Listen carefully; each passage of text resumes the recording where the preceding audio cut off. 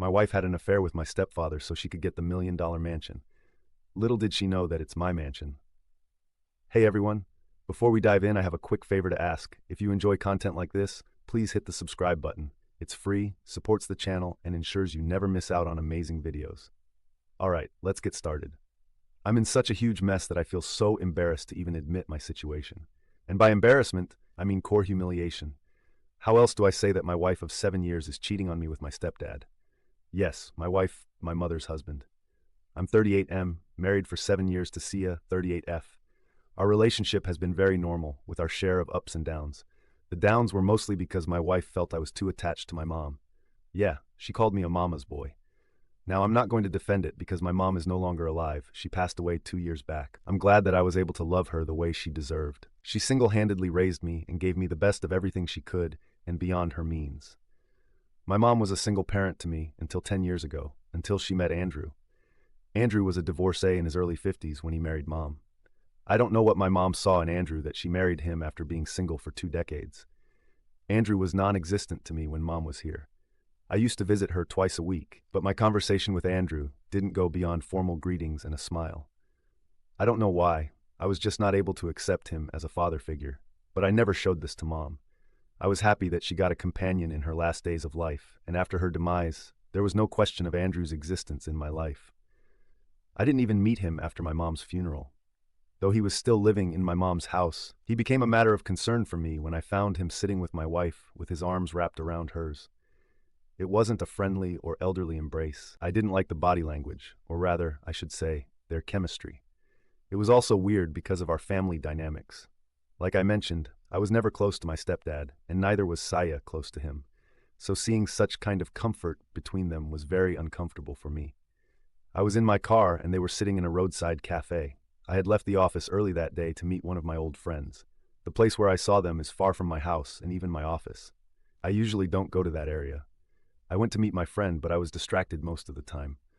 My friend kept asking me if something was bothering me. I just said it was about impending work. How do I tell him what I saw on my way? I went home. I didn't think, but confronted Saya that I saw her with Andrew.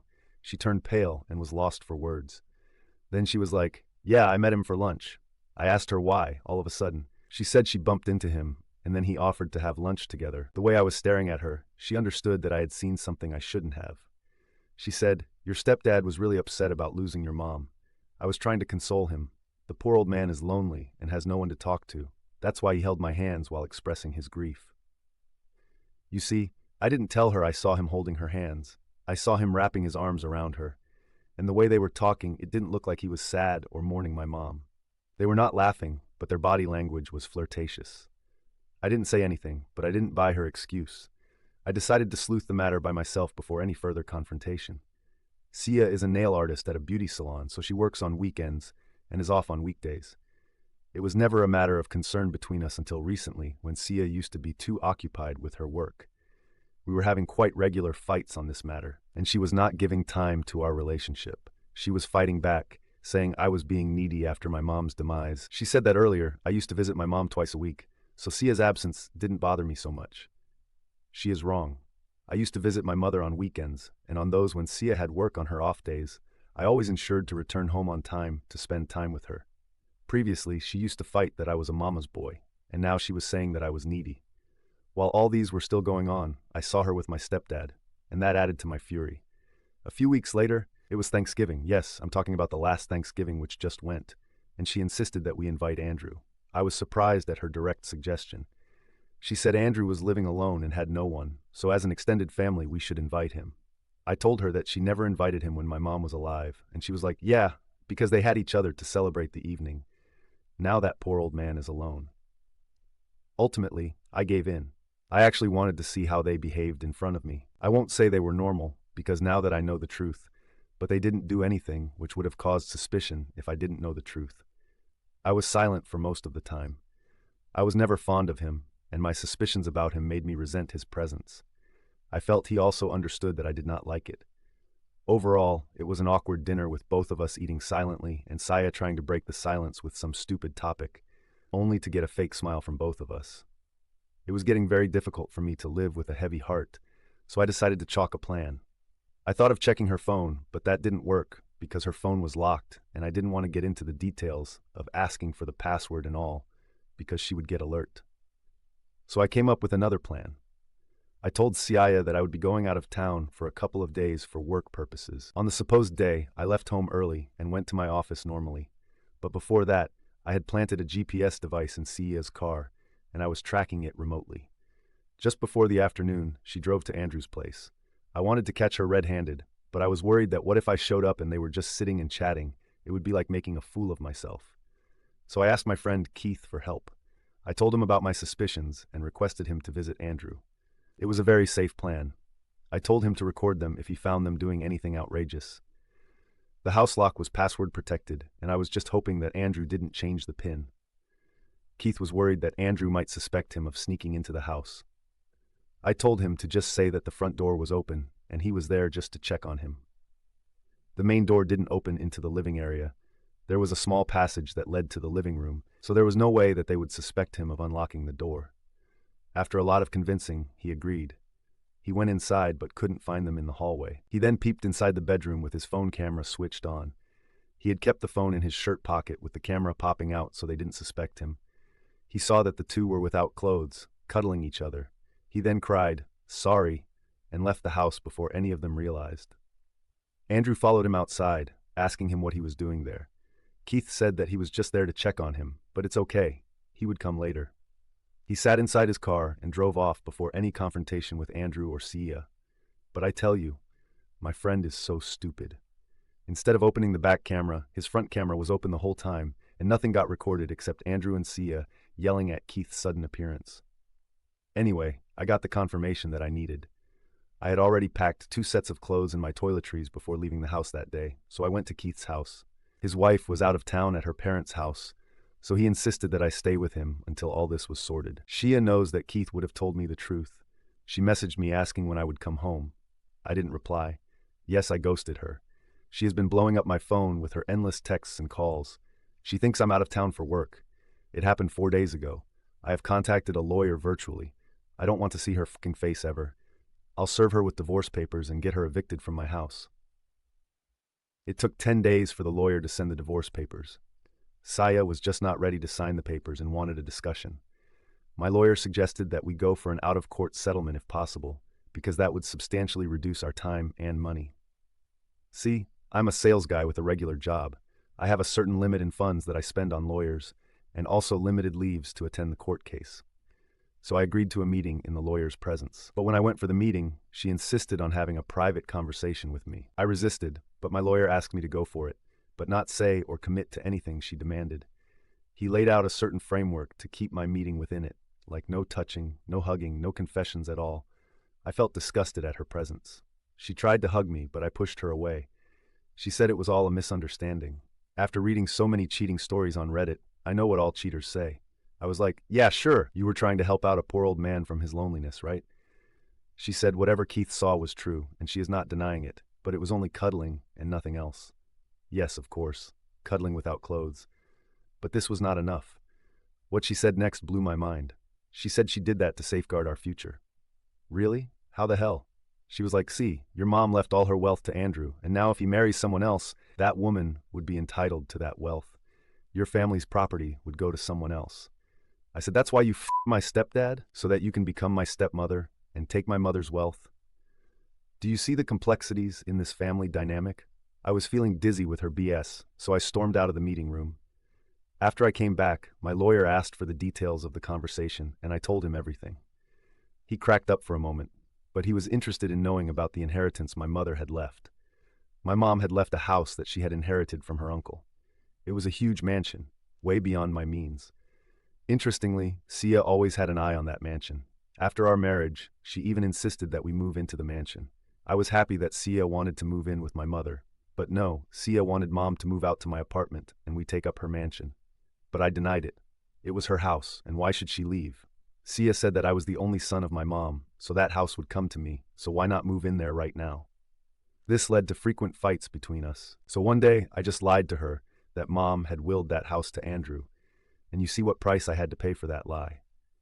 Sia went after my stepdad so that she could have the house. There was one more information that Sia didn't know. After Mom's demise, I didn't transfer the ownership of the house to my name. I wanted Andrew to live there until he wanted to. By transferring it to my name, it would be like he was living on my property, and I'm sure he was not going to like it. Also, the name transfer is expensive, and I was running short of money during that time, so I let it be. And glad I did not transfer it, because Siaya would have been entitled to half the property during our divorce. Or probably she wouldn't have fucked Andrew in that case. I don't know. But a cheater is always a cheater in any situation. Yeah, my mom had willed that house to me, but Saya didn't know that. Saya wanted me to have second thoughts about the divorce. She said that she would soon lure Andrew to gift her that house, and if I don't divorce her, the mansion would be ours. I laughed at her proposal and said, "No thank you for the offer. Good luck with your mansion." She smirked and said, "You're losing a lot by this divorce." I smiled and said, "I don't give a f." I don't know if she was really that dumb always, or if she was just acting to save her ass from the humiliation, but I don't care. Saya knew that I had no substantial wealth except for the savings in our joint account, which was split and divided between us. I'm feeling so relieved after the divorce was finalized. Any moment, if Saya got to know the truth about the ownership of the mansion, she would have never divorced me, and I cannot share my mom's inheritance with that were. Saya dug her grave by confessing her intentions behind dating Andrew, because I was going to use that against her to drive Andrew away from her life. I saw Andrew picking her up from the court and assisting her with all legal matters during our divorce. I was just waiting for the divorce to be over to burst her bubble and then see her reaction. Now that it is done, the next I'm going to do is destroy my love, Saya. After my divorce was finalized, I texted the details of Saya's confession to Andrew. He was like, "You know that your mom willed this mansion to you?" I said, "Yeah, I have her will, but Saya doesn't know, and she is going to ask you to give the mansion to her." I was not doing any good service to him by revealing the truth. I just wanted to burst Sia's bubble.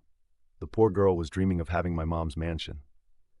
Andrew told me that of late, Sia was indirectly asking him regarding his will and who was going to get his inheritance, but he never understood her intentions because he didn't have any wealth to his name. I didn't want to have any bro code with Andrew, so I left the conversation on that note. After a while, I got a call from Sia. Usually I wouldn't have responded to it, but this time I did, because I knew what it was about. She was yelling from the other end, "Why didn't you tell me that your mother had willed the house to your name?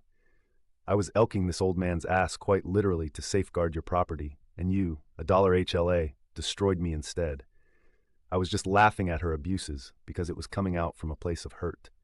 I said, "Thank you so much and good luck with your elkin game." I hung up the call and blocked her. A few days later, she called me again from an unknown number, maybe from her friends or colleagues. She told me that Andrew had broken up with her. Somehow, he got to know that she was with him just for the inheritance, and now, when the truth came out, he dumped her. He called her a greedy whore. She was abusing him and said she was trying to help him cope with the loneliness, yet he turned against her. I don't know why she was still trying to pose herself as a pious woman when her truth had already come out. I sarcastically replied, "Yes, you have everyone selflessly and only for the other's good. You have no underlying intention." She said she was with Andrew for my sake, so that she could get the mansion for me. And now she is saying that she was trying to help Andrew cope with the loss and loneliness. Wow, such a pure soul she was. She didn't give up there. She tried all means to attack me, pleading with me, sometimes gaslighting me to get back together. She showed up at my house, my office, and even at some of the regular public places I went. Yeah, it's so unbelievable that she showed up at my gym and tried to corner me to speak to her. It was a hell lot of nightmare.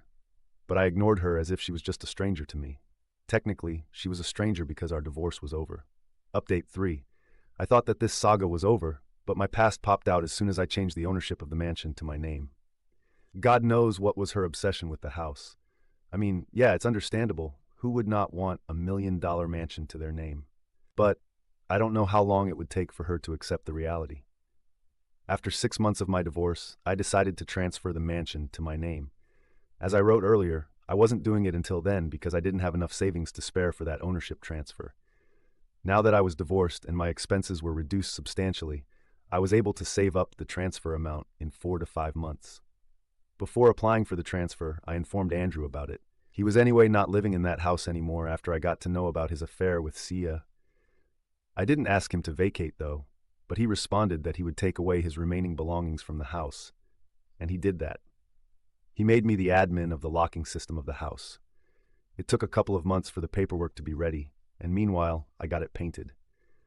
The lawn and the pool were also not maintained for a long time, so I got all of them cleaned. I was NC with Saya, and as per the last conversation I had with her, Andrew had also broken up with her.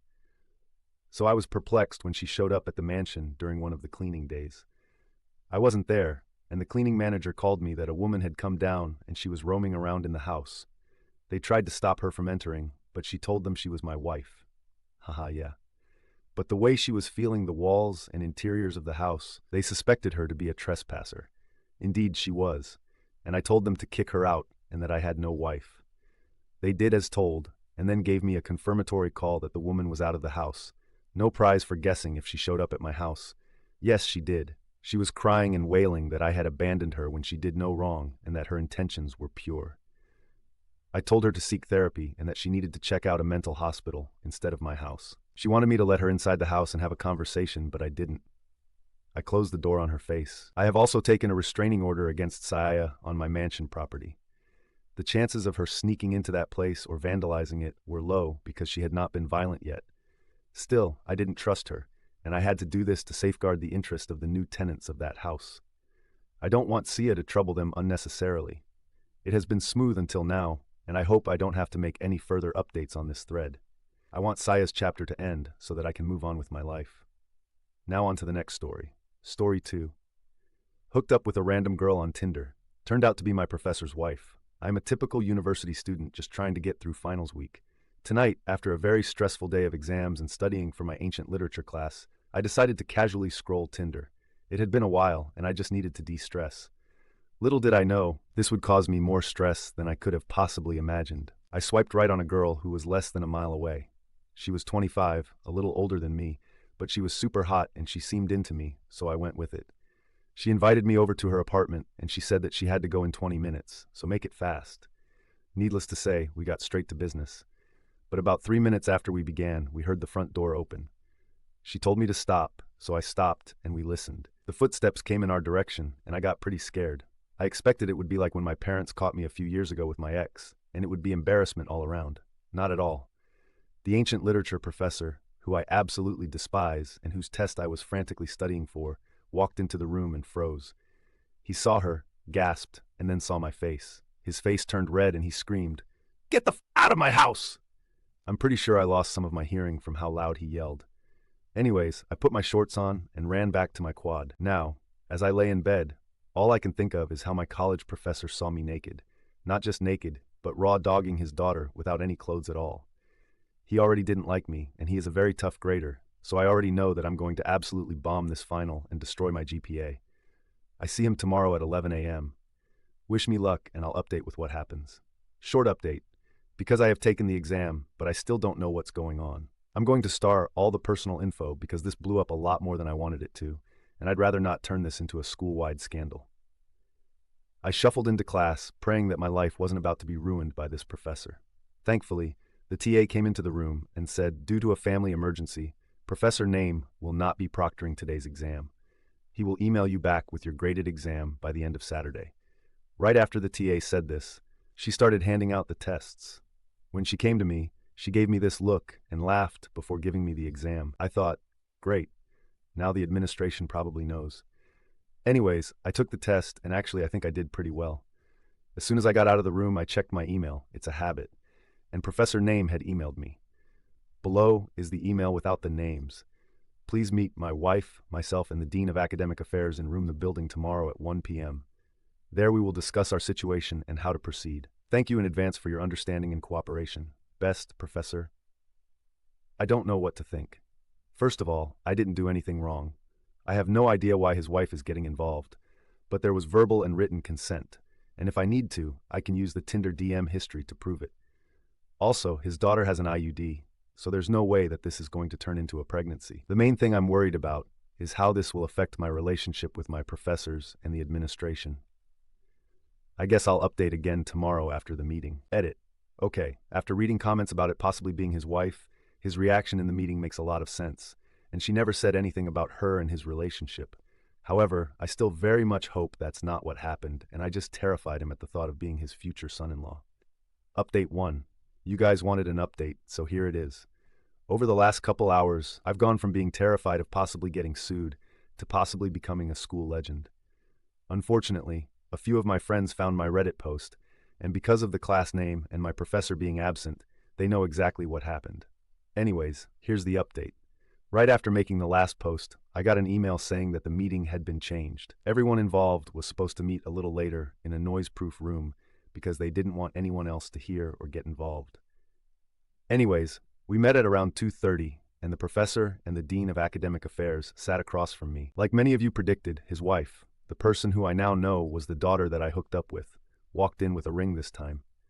Luckily, she and the professor didn't try to make any claims like assault or malicious intent.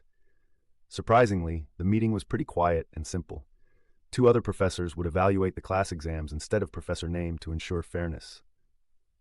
Under the student handbook, the professor, if they have an issue with a student, is required to submit all of my previous exam class materials to the administration for evaluation. Probably obvious, but the scheduling office will put me into another professor's class next semester. I know that the meeting went as well as it could, but my situation is far from perfect, because my friends found the posts and have told a large portion of our friend group. Damn casual Tinder hookups.